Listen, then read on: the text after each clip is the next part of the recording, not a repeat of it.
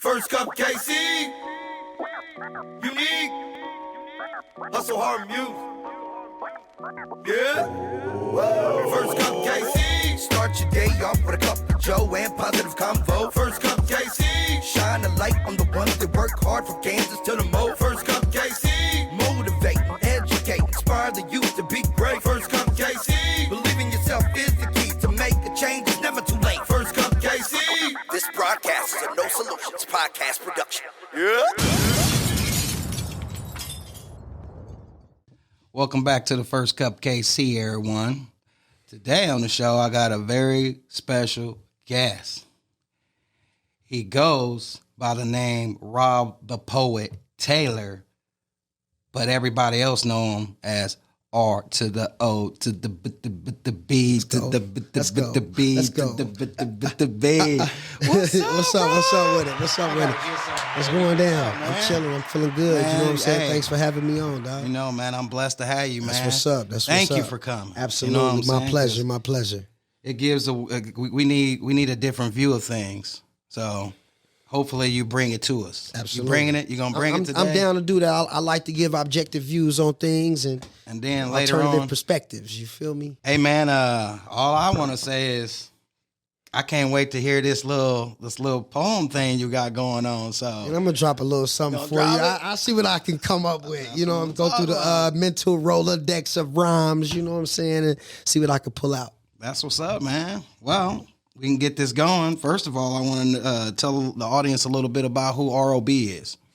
Well, first of all, they got to understand what my name stands for. You know what I'm saying? And that's a reflection of brilliance. So I am ROB, reflection of brilliance. And I'm a hip hop artist, slash poet, slash activist, slash educator. And most importantly, I'm a father to my two little boys.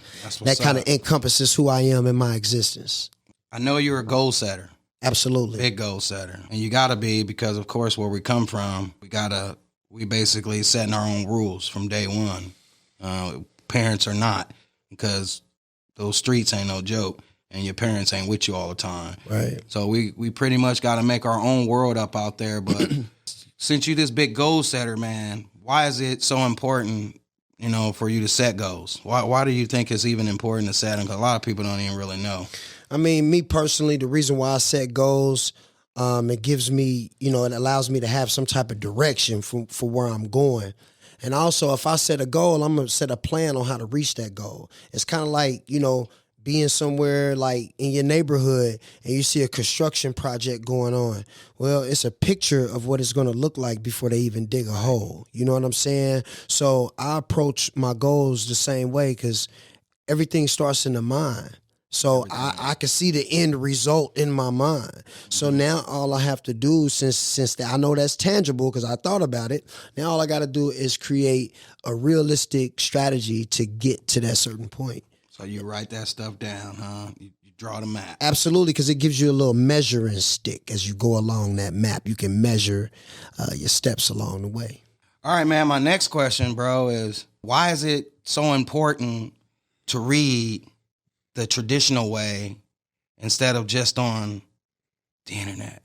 I mean, that's a good question. A lot of people gain their knowledge, Rob, off of everything they read on the internet. And I remember back in the day, we didn't have the internet. I mean, the internet is something fairly new within the last 10 to 15 years. Absolutely. But when we were growing up, the internet was just so far out that all the information that we got, we had to get from the Britannica, and the encyclopedias and all that. Now you can just go to the internet and Google, hey Siri, what's the weather outside? And you get your answer. But why is it important to you to go outside of that and stick more to the traditional way?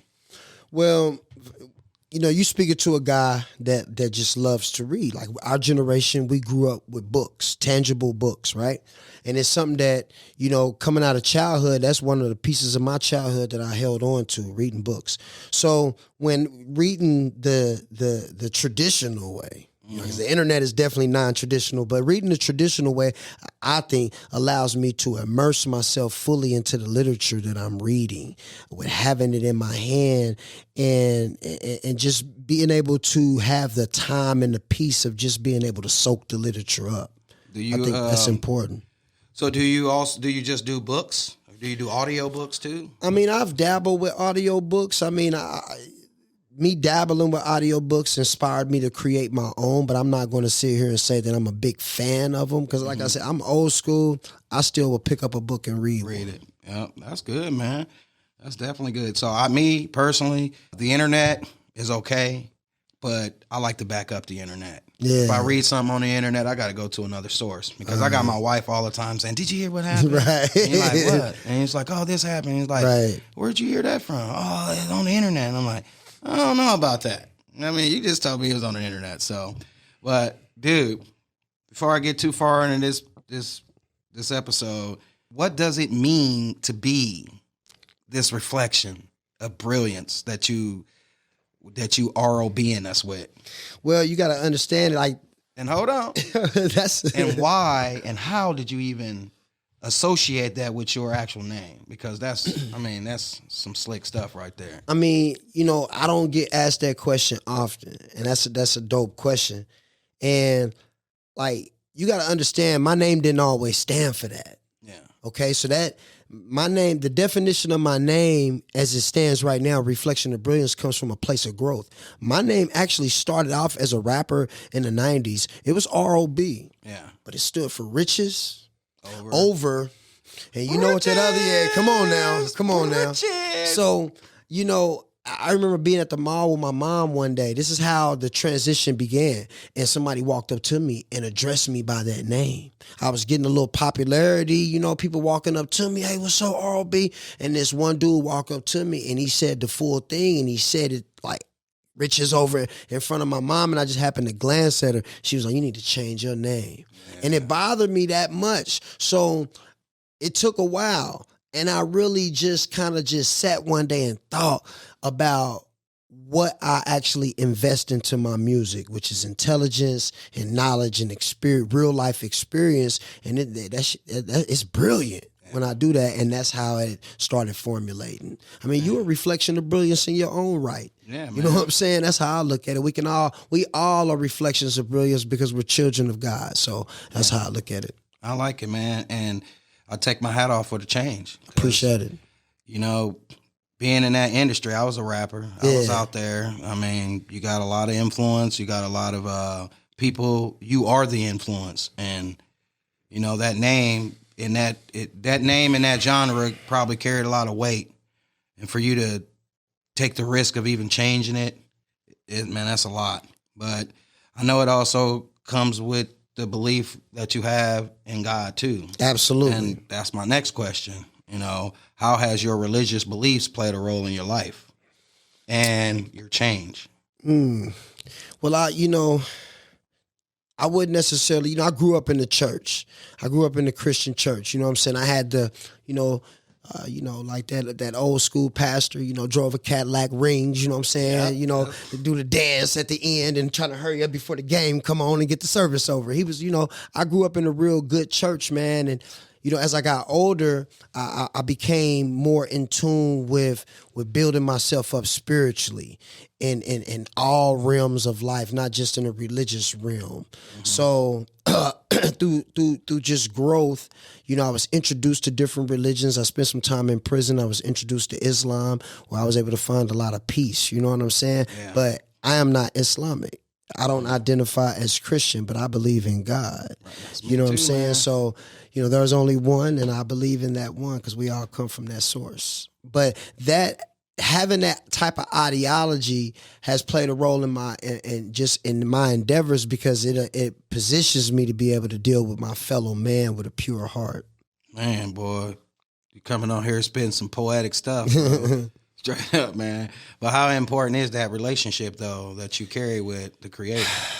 It's important. It's important to me enough where, I try to keep that line of communication open between me and the Creator by, meditation and prayer, and just trying to walk in that light. You know what I'm saying? It's hard sometimes, man. I ain't perfect. You know what I'm saying? no. But, you know, what comes out of the mouth is an overflow of what's stored in the heart. So right now, you know what's in my heart, dog. You feel me? I see it, dog. I see it. Speaking of, I know rap's in your heart. Absolutely. And it's I love deep down hip hop. in there. Yeah. It's in your blood, right? Absolutely. It's in your veins. Yeah. You breathe it. Absolutely. You spit it. Yeah. You talk it. Yeah. Yeah, man. So I did have a brief career in hip hop and rap, and it's a different life. I'm serious, knowing that you're standing on that stage and you got all these people down underneath you, looking up at you, and you're the product. Yeah. You know what I'm saying? You Absolutely. are the product, and you got to deliver what they want. You got to fulfill those taste buds, and it's just that energy, seeing that people out there like, yeah. So it was hard for me to kind of like, it was hard for me to go a different route, but it's still part of me. It's, you know, because you don't get rid of when you change, you know, there's still roots, you know, and it's just, you can't shake those roots. So you take what you do and you switch it to just something different. But the question I want to ask you is, because I know how I got started, but I just want to know how you got started. And I know the listeners would definitely want to know what got you going in the rap, you know, industry. What made you want to be a rapper? Well, you know what? I'm going to answer that question in a real unique way. Please allow me to. Spit it. As a child, I took these rappers serious. I became a slave to their illusion, not knowing some of their jewelry was fake. On top of that, they talk about things they never did. Yeah. I was heavily influenced by their music as a kid. They had me thinking a life of crime would not only just elevate me, but validate me as a rapper if the streets investigate me. It would take me to go to prison to discover how my favorite rappers' lyrics shaped my mind when I was younger. Back in the day, I memorized all the songs that glamorized everything about the street life, and now I'm able to analyze the impact on me subconsciously and how I got misled because I believed every single thing that my favorite rapper said. That's how I started rapping. Boom! Hey, man, you put that right on the plate. You know what I'm saying? Man. So now my next question is, who influenced you? The street guys, man, because I drew a correlation between the street guys and the rappers. So I'm attracted to hip hop. Like as a child, I'm looking at it on TV. And then when I walk outside, the street guys look like these guys. So in my young, naive mind, I said, well, maybe I got to be like the street guys in order to be like those guys. Same thing, man. Yeah. They had the cars, they had the jewelry. Yeah. My big thing was I didn't have the money to put myself on the pedestal to where I look like this big rapper. Yeah. So the drugs came into play. And boy, I tell you, man, when they came into play, when I'm looking at the same thing, you see these guys with these, it's nothing like seeing a 64 Impala drive down your street with that boom, boom, boom, boom, boom, and you look around and you're like, where's that coming from? And you see it, and it's candy apple red, and it's driving through. You see them shiny wheels. You see this beautiful chick in it, and you see this guy with this gleaming smile on his face. Got diamonds all in his mouth. Gleaming, and he's got this chain on him, and he's giving you the nod like, you can get this. You can get all of this. That's inspiring as a child. It's inspiring. And in order to get that, you have to pay for it. How do you fund it? You know, so you got to go to ways to try to fund it, and people don't understand. Some people think, you know, it's always about power. It's always about trying to acquire money to take care of yourself because you can't take care of yourself. Honestly, man, I could have easily went and got a job somewhere, you know, but that job was not going to get me this car. Exactly.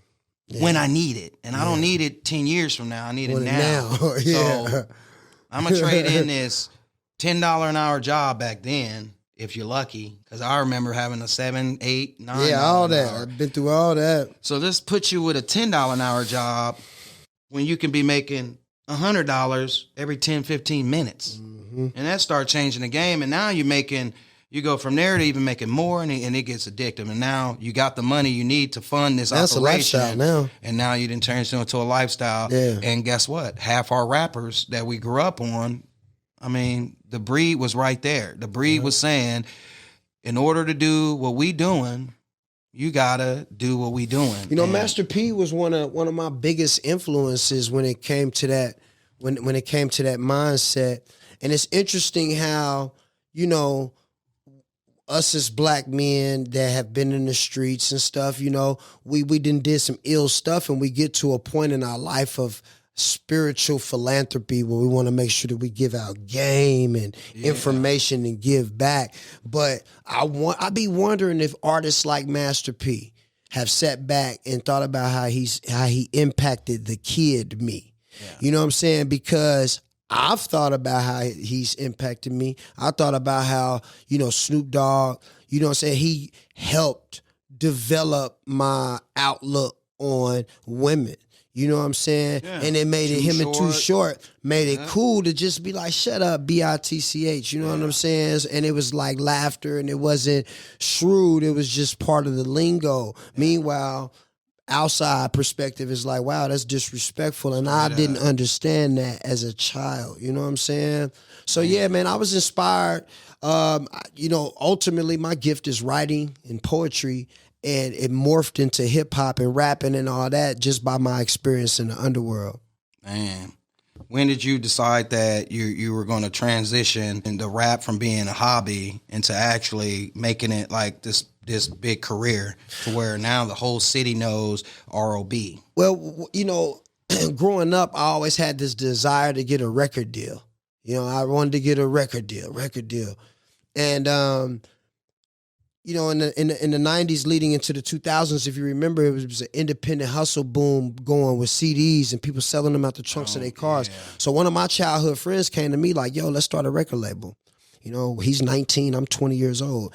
You know, dude had hundreds and hundreds of thousands of dollars. We're children, you know, with access to all this money. And we started doing it, man, and we took off. And we had a very fruitful experience as real young dudes with some money, and, you know, brushing shoulders with people and learning so much, man. And that from that, it just kind of went on from there. One thing led to the other. Man, that's deep. So how would you describe that style? This rap style. Man, you know, I would call my style like a more introspective, street poetry, autobiographic, meaning, you know, we all got access to the same words. You can read the same dictionary as me. We all got access to the same words. This is how we put them together. We all have a story. It's how you put it together. And some people's story is more compelling than others, but I figured out how to tell my life stories in little tidbits, make songs out of them, because they dope. I got some dope stories. I've been through some interesting episodes, man. Some storytelling, yeah, man. For sure. Put it in this is the CD book. Absolutely. My life, you know, baby. I was actually going to name this new project Therapy Sessions, because that's kind of like I'm purging a lot of stuff, man. So, yeah. See, man, a lot of people don't understand that you got bad rap. I mean, you do. You got good rap. You got influential rap. You got so many different kinds of music, but we all need music. Yeah, music is soothing for the soul. It is. We all need music. Some of the music is violent.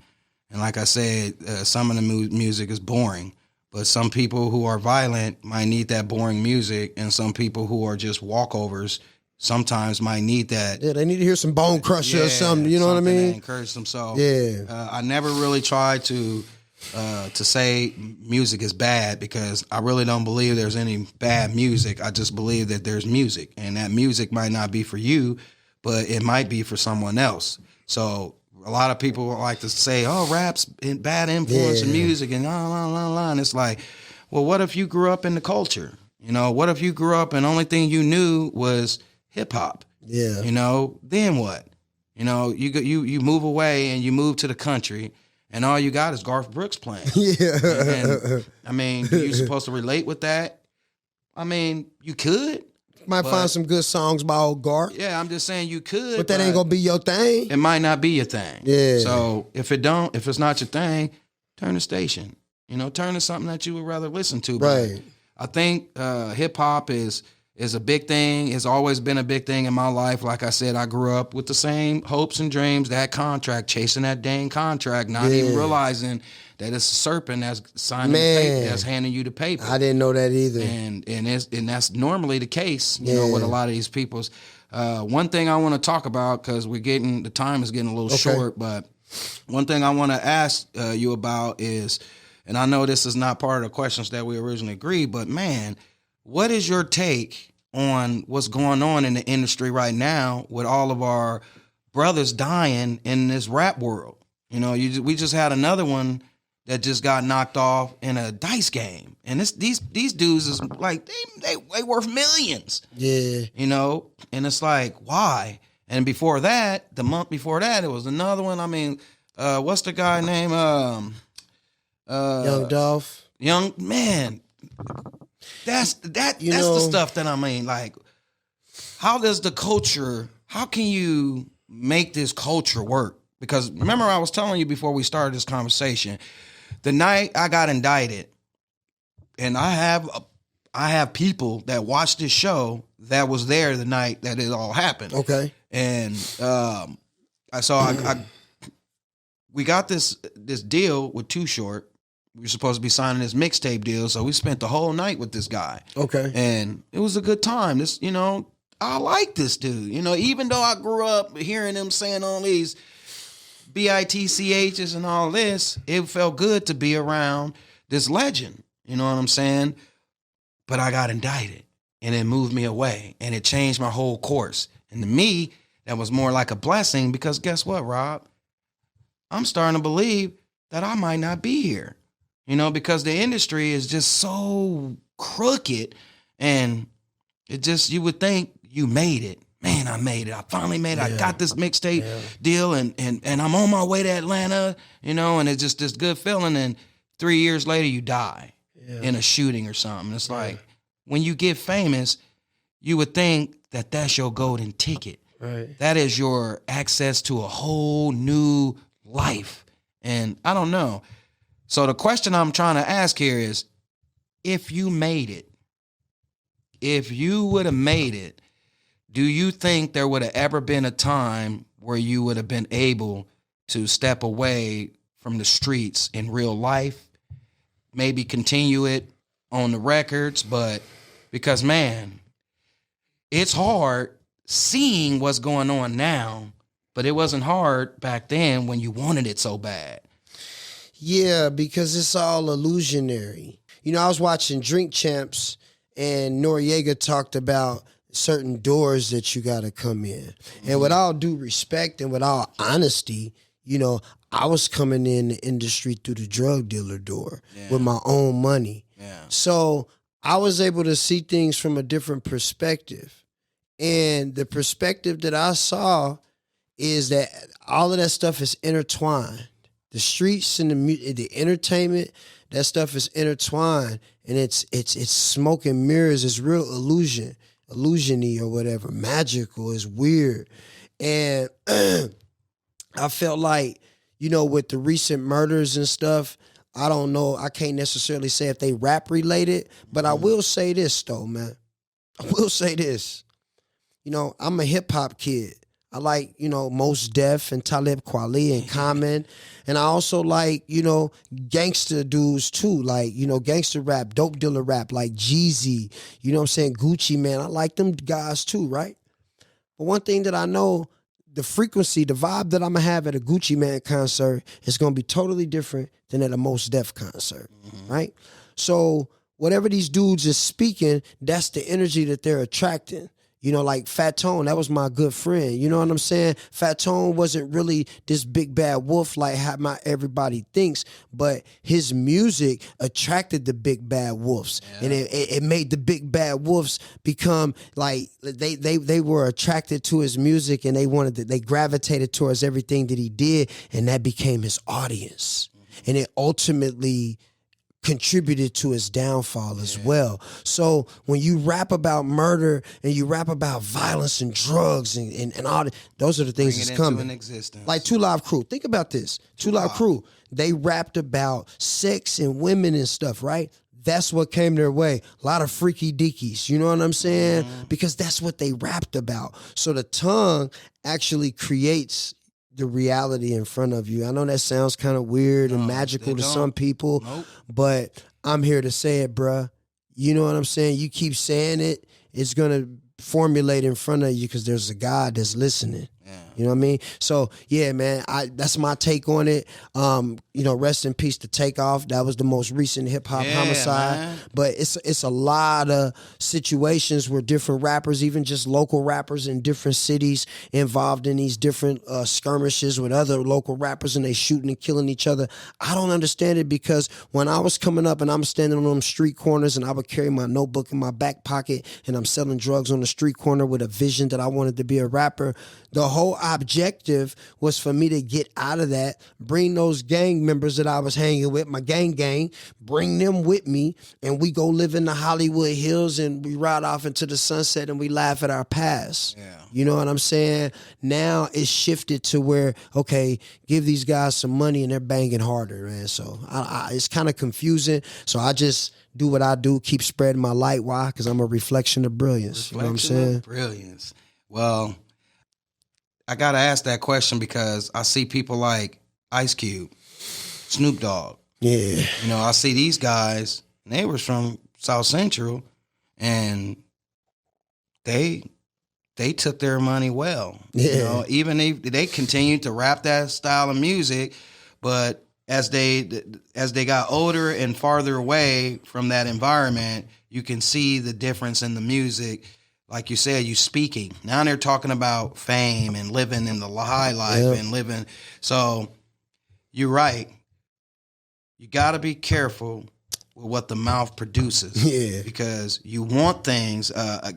My agent, Brenda Ringwood, told me earlier today that you got to be careful for what you ask for. And when you're asking, you're speaking. So when you're speaking, you're actually literally giving away spells. Because that's what you're doing. Absolutely. So you got to be careful, and that's what you said. Yeah. But I know you said you're going to drop us some bars. Absolutely. I got you on that. But before we go, all right, you already know I gotta let you leave us with one of those beautiful messages. And with a head and brain like yours, I know it's something good coming. So just look at the camera, man, and you know, I want to tell everybody out there when it comes to your goals, your visions that you have for yourself in life, it's a couple things that I want to tell you. One of them is pursue with prayer. You know what I'm saying? You got to pursue your goals with prayer. And I'm not talking about treating God as if he's some genie, you know, rubbing his belly and saying, please give me that new car. I'm talking about pursuing those goals with faith in the Creator that he's going to guide you in that direction if it's meant for you to go there. So, and then secondly, you know what I'm saying? Persistence. Pursue persistently. You have to be persistent and keep going. Listen, I wrote my first rap at 12 years old. That was 1992. I am 42 years old. And check this out. Chuck, I just read this to you in the car. Yes. You know what I'm saying? I'm still writing. It's 2022 because I'm persistent and consistent. I love hip hop. It's in my blood. God blessed me with a talent. So if you have a talent, if you've got something that God blessed you with, you know, embrace it, mold it, you know what I'm saying? And spread it. Spread your light. Be a reflection of brilliance. You feel me? Reflection of brilliance. Man, Rob, thank you, dog. It's all good. Thank you for having me. This was driving all the way from good vibe to another state. Yeah. To hang out with me. Hey, I don't mind skipping the state line. You know what I'm saying? It's all good. So promise me something though. What's up? I get on one of those nice little tracks you got. Hey, check it out. I ain't been on a track in a long Studio time. session is 5:00. You know what I'm saying? Thursday night. More than welcome to come. Bring the guys. It's gonna be a good vibe. Get you reacclimated with the environment. Yeah, throw you it, a track and we might put something together because what you spit to me in the car was killing them, dog. Man, I told you I've been there, man. That was an old one. Yeah. I think I like stories though. I like stories. And I got some. I got a lot of them, man. That's what I was. I was more like a storytelling rapper. So I think if we all shared our stories with each other, we can help each other grow, man. Some of us, well, all of us have dynamic components to our life story, and we need to share them, dog. That's just real talk. And we do, man. Well, thank you, dog. It's all good. Thank you. Thank you guys for joining us for another episode of the First Cup KC. I hope you guys enjoy the rest of your day, and as always, stay positive, people. All right, y'all, I had to get Thug on this one right quick because it's a special event going on. Here to perform a little bit of reflection of brilliance. My boy, R to the O to the B. Yo, what up? This R.O.B. Reflection of brilliance, and I shine like 1,000 suns. Let's go. Father, forgive me for all the sins that I've committed. I was being controlled by something else when I did it. And they don't teach courses on how to build a fortress to keep the devil's forces from affecting your choices. Making salat, reserves from the Holy Quran. Found peace when I went to prison and discovered Islam. Allahu Akbar, God is the greatest. The same God who lives inside of me. All praise is due. Cause once upon a time, not long ago, I was living fast, chasing cash, selling keys a blow. Caught up in the dunya, wasn't on my deen, fighting demons while trying to stay on the Soroto Mustaqeen. I was addicted to the money, yeah, I'm about that green. Mindset like Malcolm, get it by any means. Mindset like Malcolm, get it by any means. And may Allah protect me from all of my enemies. R.O.B. Reflection of brilliance. I'm out.